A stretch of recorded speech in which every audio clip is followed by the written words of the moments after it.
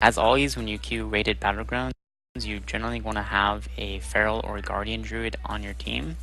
On this map, it's best that your druid go guardian, as they have shorter defensive cooldowns and they can mitigate more melee damage. Rogues are extremely powerful on Temple of Kotmagu because of their ability to stealth around the map and solo orb carriers on the enemy team. Additionally, classes like Arms Warriors and Frost Death Knights work very well on Temple of Kotmagu because of their ability to pump out high burst damage and to connect with enemy orb carriers through their abilities like Death Grip and Charge. Additionally, Holy Paladins work very well on Temple of Kotmagu because of their ability to use Handed Protection on friendly targets that are holding the orbs. What this does is it drops the orb and allows the stacks to be reset by another member of your team picking up the orb. So now that I have discussed the map and the compositions that generally work well on Temple of Kotmagu, I want to discuss some strategy on this map. Because this is a resource race, you want to control more orbs than the enemy team as often as possible. In the beginning of the game, your Feral or Guardian Druid should get one orb, while your Warlock or Shadow Priest gets the other. If you aren't playing with a Warlock or Shadow Priest, you should have your tankiest caster DPS or tankiest melee DPS get the other orb. If you're not playing with a Guardian Druid or Shadow Priest or Warlock, you should have your two tankiest DPS classes picking up the orbs. The reason why you want your Warlock or Shadow Priest to pick up orbs is because they have cooldowns that mitigate a lot of damage. Shadow Priests have Dispersion, which reduces their damage taken by 90%. Warlocks have Dark Bargain, which makes them immune to damage for 8 seconds. This allows these classes to survive longer while they have DPS hitting them while they're taking increased damage while holding the orbs. After your team's orb carriers have picked up the 2 orbs on your side of the map, your team should push into the enemy team. Your orb carriers should maintain distance from the enemy DPS, and always have at least 1 to 2 healers always near them in case they start taking damage from the enemy team. Offensively, your melee classes should always be pushing into the enemy team's orb carriers. While approaching an enemy orb carrier, your DPS should call out what orb they are attempting to kill, and tell your team to be ready to pick up that orb if the orb carrier dies. Moreover, if the orb carriers on your team are under attack, they should be calling out what orbs they are carrying, so if they die, someone on your team can recapture the orb. As I mentioned, the longer that you carry the orb, the more susceptible you are to being killed. Because of this, it is often useful to reset the orb stacks by intentionally having your players drop the orbs. The problem with this is that you cannot simply right-click the buff of the orb to drop it. There are 3 ways you can get rid of an orb. The first way, which is non-class specific, is to mount up on the disk of the red flying cloud. This mount is available from the Lore Walker's reputation once you have gained Exalted reputation with the Lore Walkers. You can buy this mount for 600 gold, and for whatever reason, it is the only mount where if you mount with an orb, it will drop the orb voluntarily. Additionally, there are 2 class-specific ways to drop the orb. If you are playing with a paladin, they can use Hand of Protection on an orb carrier, which will drop the orb from that player. And Shadow Priest, while holding an orb, can use Spectral Guise, which will automatically drop the orb. I would recommend resetting stacks on your orb carriers once their debuff has increased their damage taken by over 200%. And let me reiterate, when you are resetting the orb stacks, make sure you always have someone on your team ready to pick up the orb once it is dropped. I'm going to use this time to reinforce what I've just described on the opener of Temple of Kotmagu.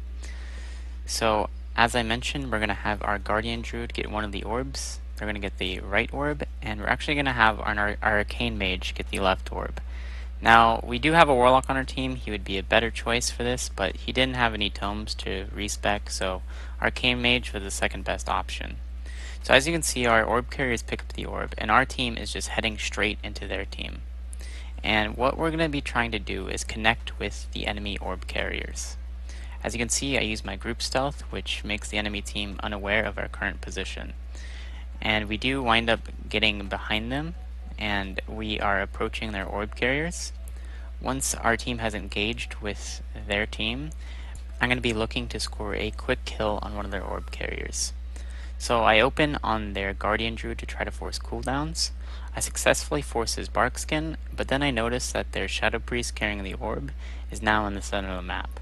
So what I'm going to do is I'm going to make a quick swap to their Shadow Priest to try to force dispersion or try to kill him. I vanish off and cheap shot him, and I'm going to immediately put him in a smoke bomb, and this will force him to use one of his cooldowns. So we got disperse, and we wind up actually killing him through the disperse because the Chaos Bolt landed. Now the enemy team is down one of their orbs, and we're having someone on our team ready to pick up the orb that was just dropped. So members of my team are headed towards the orb that was just dropped, and we're going to try to pick that up so we get a 3-to-1 orb advantage on the enemy team. Now in this situation, what I would recommend your team does is all kite to one area of the map. So all 3 of your orb carriers should generally try to go to one area of the map which is furthest away from the enemy team. I'm going to fast forward a bit to a reverse situation where my team is actually down orbs 3-to-1. So in this particular situation, you're going to want to be as offensive as possible, and you're going to want to group up and push into the enemy team's orb carriers. It is imperative that if you're down orbs, you want to push into the enemy team's orb carriers as a group. The reason for this is if you do not push in as a group, there's a good chance that the enemy team will just pick you off one by one. And if you are attacking them as a group, you have a greater chance of scoring a kill and making sure that no one in your team dies because you'll have healers keeping you up while you're trying to kill the orbs. So as you can see right here, we're actually attacking the Warlock, and he is forced to Dark Bargain. And after this Dark Bargain is over, he's going to have no cooldowns to survive. So once again, if you are killing an orb carrier, you're going to want to announce to your team what orb is about to die. So in this situation, we announce that the blue orb is about to die, and that is the orb that the Destro Warlock is carrying. So we're just going to tunnel into him, and eventually he's going to die because the damage increase he's taking is way too much for healers to heal through. And as you can see, unfortunately someone on our team dies, but at the same time we scored 2 kills on the enemy team's orb carriers, and so that we've stabilized at the game being tied at 2-2. When it is tied like this, once again, you're going to want to push into their orbs as a DPS team. And right here we're going on the purple orb carrier, which is the hunter, and we're going to be looking to score a quick kill. And right here, ideally you would want to have one of your melee DPS that are killing this orb carrier to be ready to pick up the orb. I'm able to pick up the orb really quickly with my burst of speed. Now it is not ideal that your rogue picks up orbs because if he is holding an orb, he can't stealth. And once again, rogues are probably one of the best DPS classes at killing orb carriers. So it is quite harmful for your team to be holding an orb as a rogue. Once again, I want to reiterate the significance of this clip that I've just highlighted. At the beginning of this clip, our team was down 3 orbs to 1, and after we had pushed into their enemy team, we are actually able to bounce back and gain an orb advantage over the enemy team. And once again, once you have this orb advantage, you're going to want to all stack up at one place, so it is easier for your healers to heal orbs and for your team to pick off the enemy DPS as they come in to try to kill your orb carriers. At the beginning of this video, I did mention that there is one non-class specific way to reset orbs, and that is to mount on the red flying disc. Turns out you can mount on the engineering mount or the tailoring mount to also reset the orb. And in this clip, I'm on my Feral Druid and I'm holding the orange orb, which I plan to reset. So I do mount up on my turbo flying machine. And once you do drop the orb, you cannot pick it up for another 10 seconds. So I make sure that no one's in the area when I do reset the orb.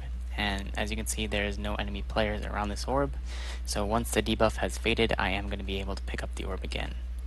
And once again, it is really important to reset orb stacks because the debuff can increase the damage taken from the orb carrier by 200%, which means that if you have that debuff and it is stacking to 200%, it is very easy for the enemy team to score a kill on the orb carrier.